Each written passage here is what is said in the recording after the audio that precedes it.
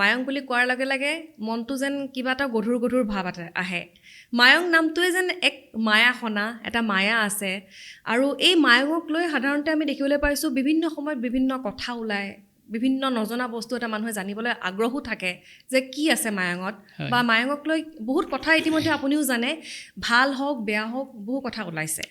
গতিকে আচলতে আজি আমাৰ এই অনুষ্ঠানৰ যোগেৰে, এই পডকাষ্টৰ মাধ্যমেৰে আমি আমাৰ দৰ্শকক জনাব বিচাৰিছোঁ কি আছে মায়ঙত, মায়ঙৰ সেই অদ্ভুত ৰহস্যৰ কথা আমি আপোনাৰ পৰা জানিব বিচাৰিছোঁ। গতিকে এই মুহূৰ্তত মোৰ প্ৰথম প্ৰশ্ন হৈছে, মায়ং নামটো কেনেদৰে হ'ল, কোনে আনিলে, এই বিশেষ সেই স্থানখিনিৰ নাম মায়ং কিয় হ'ল? মায়ঙক লৈ বিভিন্ন সময়ত বিভিন্ন ধৰণৰ যিবিলাক উৰা বাতৰিৰ সৃষ্টি হয়, সত্যও আহে, কেতিয়াবা মিছাও আহে, এনেকুৱা ধৰণৰ কিছুমান কথাই মানুহৰ মনত বিভ্ৰান্তিৰ সৃষ্টি কৰে। মই প্ৰথমতে মায়ং নামটোলৈ ক'বলৈ যোৱাৰ লগে লগে এটা কথা ক'ব লাগিব। এই মায়ং নামটো অতি অৰ্বাচীন, বহুত পুৰণি নহয়।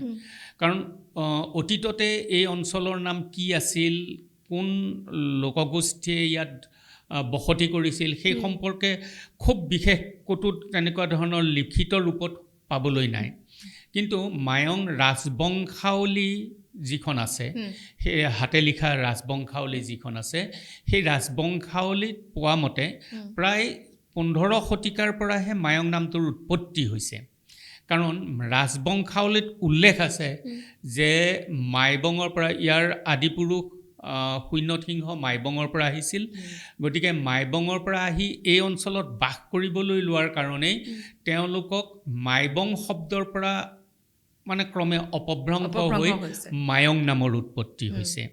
কিন্তু এইটোৱেই যথেষ্ট নহয়। মায়ং নামৰ উৎপত্তি সম্পৰ্কে ইতিমধ্যে কেইবাটাও অভিমত প্ৰকাশ পাইছে। প্ৰত্নতাত্ত্বিক ৰাজমোহন নাথে তেওঁৰ ৰাজমোহন নাথে যিটো ঐতিহাসিক তথ্য দাঙি ধৰিছিল, সেই তথ্য অনুযায়ী ধৰ্মপালৰ প্ৰধান সেনাপতি মায়নে প্ৰায় 10-11 শতিকাত ধৰ্মপালৰ প্ৰধান সেনাপতি মায়নে গুৱাহাটীৰ উত্তৰ পূব কোণত কাজলী নামৰ ঠাইটুকুৰাত এজন বৌদ্ধতান্ত্ৰিকৰ দ্বাৰা খুব গোপনে এই ৰাজ্যখন প্ৰতিষ্ঠা কৰিছিল। গতিকে যিহেতুকে মায়নে এই ৰাজ্যখন প্ৰতিষ্ঠা কৰিছিল, গতিকে মায়ন সেনাপতিজনৰ নাম মায়নৰ নাম অনুসৰি ক্ৰমে মানে অপভ্ৰংশ হৈ বা সৰলীকৃত হৈ পেলাই মায়ং নামৰ উৎপত্তি হৈছে। তৃতীয়তে মায়ামত্ত মানে আৰিমত্ত, মায়ামত্তই এই অঞ্চলত বাস কৰিছিল, এই ৰাজ্যখন প্ৰতিষ্ঠা কৰিছিল। গতিকে হয়, তেওঁৰ আন এটা নাম মায়ামত্ত আছিল।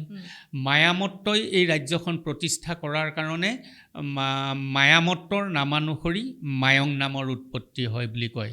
কাৰণ মায়ামত্তই কোনো ৰাজদ্ৰোহত দ্ৰোহিত হৈ পেলাই তেওঁ তাৰ পৰা গুচি আহি এই ঠাইতে বাস কৰিছিল, কৰি পেলাই ইয়াতে এখন ৰাজ্য প্ৰতিষ্ঠা কৰিছিল।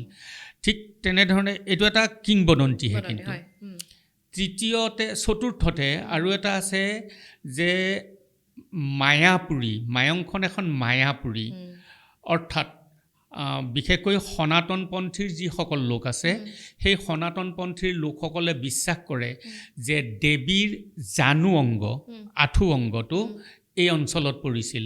এতিয়াও বুঢ়া মায়ঙৰ যিখন কেঁচাইখাইটি থান আছে, কেঁচাইখাইটিৰ ওপৰত পাহাৰৰ ওপৰৰ ফালে এটা শিলৰ মন্দিৰ আছে বুলি মানে বিশ্বাস কৰা যায়। সেই শিলৰ মন্দিৰটো, শিলৰ যিটো মন্দিৰ আছে, সেই মন্দিৰটোক কামাখ্যা ধাম বুলি কয়, অৰ্থাৎ দেৱীৰ জানু অংগ তাতে পৰিছিল। আৰু সনাতনপন্থীসকলৰ বিশ্বাস মতে দেৱীৰ অতিকে মৰমৰ ঠাই আছিল মায়ং। সেইকাৰণে দেৱীৰ মায়াৰ ক্ষেত্ৰ হোৱাৰ কাৰণেই মায়ং নামৰ উৎপত্তি হৈছে বুলি কয়। আৰু আন এদলে মাৰ অংগ, মানে দেৱীৰ অংগ, জানু অংগ যে পৰিছিল, সেইকাৰণে জানু অংগৰ পৰা মাৰ অংগৰ পৰা ক্ৰমে মায়ং নামৰ উৎপত্তি হোৱা বুলি কোৱা হয়। গতিকে আমি আচলতে বহল অৰ্থত গম পালোঁ মায়ং শব্দৰ কিমানটা অৰ্থ আছে, ক'ৰ পৰা সেই মায়ং শব্দটো আহিছে। এই মায়ং বুলি কোৱাৰ লগে লগে আপোনাৰ বহুত কথা আহিয়ে যায়, বহুত কথা আহি পৰে। তন্ত্ৰ সাধনা, মন্ত্ৰ সাধনা, উপাসনা, এই সকলোবোৰ কথা লগতে মায়ং যেন এক মানে এৰাব নোৱাৰা এটা শব্দ হৈ পৰিছে মায়ং। সৰুৰে পৰা সকলোৱে শুনিছে মায়ং বুলি কোৱাৰ লগে লগে আমি তন্ত্ৰ সাধনাৰ কথা আমি উল্লেখ কৰিবই লাগিব, বা যেতিয়াই মায়ঙৰ কথা কোৱা হয় অলপ হ'লেও হয়তো আমাৰ মনত অলপ হ'লেও ভয় লাগে, কিবা এটা কাৰণত হয়তো ভয় লাগে, কিয় ভয় লাগে হয়তো কোনেও নাজানে, কিন্তু তন্ত্ৰ বুলি কোৱাৰ লগে লগে এটা ভয় আহি যায়। গতিকে এই মায়ঙৰ শব্দৰ সৈতে বা মায়ঙৰ লগত তন্ত্ৰ সাধনা কেনেধৰণে জড়িত হৈ পৰিল, কেতিয়াৰ পৰা এই সাধনা আৰম্ভ হৈছিল মায়ঙত? হয়, বৰ সুন্দৰ এটা প্ৰশ্ন। এই কথাখিনিৰ উত্তৰ ক'বলৈ যোৱাৰ আগতে মই অকণমান তাৰ আগলৈ যাওঁ। অসমখনে এখন যাদুৰ দেশ বুলি কৈছিল, আৰু সেইকাৰণে চেঠিনাথায়াৰে অসমৰ বিষয়লৈ ক'বলৈ যাওঁতে কৈছিল ডেঞ্জাৰাছ কাণ্ট্ৰি। তাৰপিছত ডক্টৰ বাণীকান্ত কাকতি দেৱে পুৰণি কামৰূপৰ ধৰ্মৰ ধাৰাত এই যে অসমৰ ৰজাই যেতিয়া কোনো দেশ আক্ৰমণ কৰিবলৈ যায়, নাইবা কোনোবা শত্ৰুৰ লগত যুদ্ধ কৰিবলৈ যাওঁতে তেতিয়া তেওঁলোকে কি কৰিছিল, এটা ক'লা মানুহৰ মূৰ, এটা ক'লা বান্দৰৰ মূৰ, এটা ক'লা মেকুৰীৰ মূৰ, এটা ক'লা কুকুৰৰ মূৰ, ক'লা গাহৰিৰ মূৰ, ক'লা পাৰৰ মূৰ, ক'লা হাঁহৰ মূৰ, এনেধৰণৰ কিছুমান তান্ত্ৰিক বস্তু কিছুমান, দ্ৰব্য কিছুমান, সেইবিলাকেৰে পূজা কৰি পেলাই ভোৰ এখনত উটুৱাই দিছিল, নহয়নে? এই কথাখিনি বাণীকান্ত কাকতিৰ হয় আছে, উল্লেখ আছে। এইবিলাক ভোৰখনত উটুৱাইছে, মানে ৰঙা চাউল মানে আহু চাউল, এই এনেকুৱা ধৰণৰ তান্ত্ৰিক বস্তু কিছুমান, দ্ৰব্য কিছুমান লৈ পেলাই ভোৰ এখনত দি পেলাই উটুৱাই দিছিল। যদি ভোৰখন শত্ৰুৰ মুখে যায় তেতিয়াহ'লে শত্ৰু হাৰিব নিশ্চিত, আৰু যদিহে ভোৰখন উভতি আহে তেতিয়াহ'লে মিত্ৰপক্ষৰ কাৰণে বিপদ। আমি জানো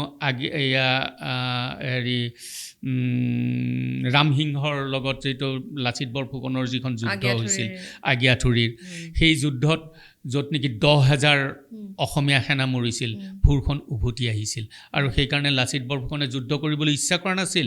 প্ৰাচীন কামৰূপৰ যিটো মন্ত্ৰৰ পৰম্পৰা আছিল সেইটো আহি পেলাই মায়ঙত কিয় সীমাবদ্ধ হৈ পৰিল, সেই কথাখিনিৰ উত্তৰ ক'বলৈ গ'লে আমি অষ্টম নৱম শতিকালৈ যাব লাগিব। অষ্টম নৱম শতিকাত বিশেষকৈ তন্ত্ৰমন্ত্ৰ আমাৰ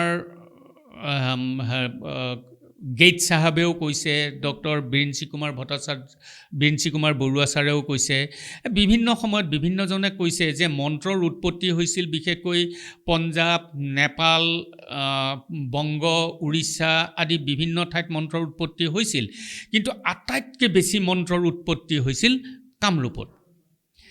কাৰণ তন্ত্ৰমন্ত্ৰ সাধনাৰ বাবে আটাইতকৈ উৎকৃষ্ট ঠাই আছিল কামৰূপৰ 3 টুকুৰা ঠাই, কদলীৰাজ, লোনাচুমাৰী, নগাঁৱৰ কদলীৰাজ, গোৱালপাৰাৰ লোনাচুমাৰী আৰু কামৰূপৰ নীলাচল বাঘিনী কামাখ্যাপীঠ।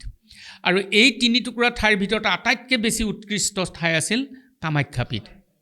গতিকে এই কামাখ্যাপীঠক কেন্দ্ৰ কৰি অষ্টম নৱম শতিকাত হিন্দুতন্ত্ৰ, বৌদ্ধতন্ত্ৰৰ যিসকল লোক আছিল তেওঁলোকে কামাখ্যাপীঠলৈ আহিছিল তন্ত্ৰ সাধনা কৰিবলৈ, কিন্তু কামাখ্যাপীঠত তন্ত্ৰ সাধনা কৰিবলৈ তেওঁলোকক আচলতে তন্ত্ৰমন্ত্ৰ সাধনা কৰিবৰ কাৰণে অতি গোপন আৰু নিৰিবিলি ঠাইৰ প্ৰয়োজন, নহয়নে?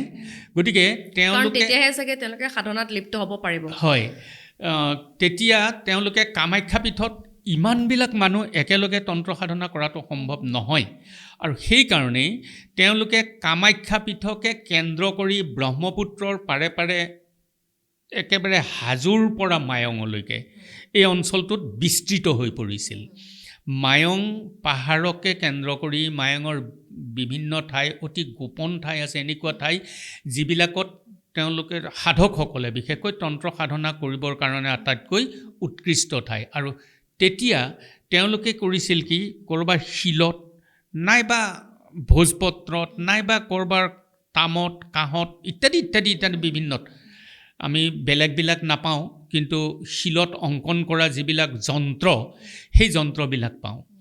তাত বিভিন্ন ধৰণৰ যন্ত্ৰ অংকন কৰিছিল, যেনে অষ্টদল পদ্ম, অষ্টভুজী যন্ত্ৰ, তাৰপিছত ষড়দশ ভুজী যন্ত্ৰ, ত্ৰিকোণ, চতুৰ্ভুজ, বৃত্ত, অৰ্ধবৃত্ত, এনেধৰণৰ বিভিন্ন ধৰণৰ মানে সেই সময়ত যিসকল আহিছিল হয় তেওঁলোকে সেই যন্ত্ৰসমূহ তাতে অংকন অংকন কৰিছিল, কৰিছিল শিলত খোদিত কৰি লৈছিল। এতিয়াও আছে তেনেকুৱা যন্ত্ৰ। সেই যন্ত্ৰবিলাকত তেওঁলোকে কিছুমান বীজমন্ত্ৰৰ দ্বাৰা দেৱীৰ প্ৰাণ প্ৰতিষ্ঠা কৰি লৈছিল। প্ৰাণ প্ৰতিষ্ঠা কৰি লৈ পেলাই তেওঁলোকে তাত গভীৰ সাধনাত নিমগ্ন হৈছিল। আৰু সেইকাৰণেই অষ্টম নৱম শতিকাৰ পৰাই এই মায়ং বিশেষকৈ আটাইতকৈ বেছি উৎকৃষ্ট ঠাই আছিল কাৰণেই মায়ঙলৈকে তেওঁলোক বেছিকৈ আহিছিল। আৰু কামাখ্যা পীঠৰ পৰা মায়ং খুব বেছি দূৰ নহয়, প্ৰাচীন কামপীঠৰ অন্তৰ্গত মায়ংখন। গতিকে কামাখ্যা পীঠৰ পৰা বেছি দূৰ নহয় আৰু অতি গোপন ঠাই আছে। গতিকে এই হিন্দুতন্ত্ৰ আৰু বৌদ্ধতন্ত্ৰৰ যিসকল লোক আছিল সেই লোকসকলে ইয়াত আহি পেলাই তন্ত্ৰ সাধনাত নিমগ্ন হৈ পৰিছিল কাৰণেই তেতিয়াৰ পৰা মায়ংখন তন্ত্ৰমন্ত্ৰৰ কাৰণে প্ৰখ্যাত হৈ পৰিল। আৰু তাৰ লগতে বিশেষকৈ নাথমাৰ্গীয় যিসকল লোক আছে আৰু জনজাতীয় লোকসকল আছে তেওঁলোকৰ সৰল বিশ্বাসৰ ভেটিটো মন্ত্ৰই প্ৰতিষ্ঠা লাভ কৰিছিল। গতিকে সেইফালৰ পৰা মায়ঙৰ তন্ত্ৰমন্ত্ৰ প্ৰায় 18 শতিকালৈকে, যোৱা 18 শতিকালৈকে মায়ঙত তন্ত্ৰমন্ত্ৰৰ গভীৰ সাধনা হৈছিল। কিন্তু 18 শতিকাৰ পিছৰ পৰা ই ক্ৰমে কমি যাবলৈ মানে ধৰিলে। অষ্টম শতিকাৰ পৰা ধৰক আমি আৰম্ভ হোৱা বুলি ক'ব পাৰোঁ। অষ্টম নৱম শতিকাৰ অষ্টম পৰা নৱম শতিকাৰ পৰা 18 শতিকালৈ মায়ঙত চলিছিল তন্ত্ৰ সাধনা চলিছিল। বাহিৰৰ লোকো আহিছিল চাগে তন্ত্ৰ সাধনা কৰিবৰ বাবে। হয়, আৰু মই ক'লোৱেই যে হিন্দু তন্ত্ৰ বৌদ্ধ তন্ত্ৰ দুইটা লগ হৈছিল, একীভূত হৈ পৰিছিল সেই সময়ছোৱাত। গতিকে তেওঁলোকে হিন্দু তন্ত্ৰ আৰু বৌদ্ধ তন্ত্ৰৰ লোকসকলে আহি পেলাই ইয়াতে তন্ত্ৰ সাধনাত নিমগ্ন হৈ পৰিছিল। ফুৰিয়ে আছে। মই এই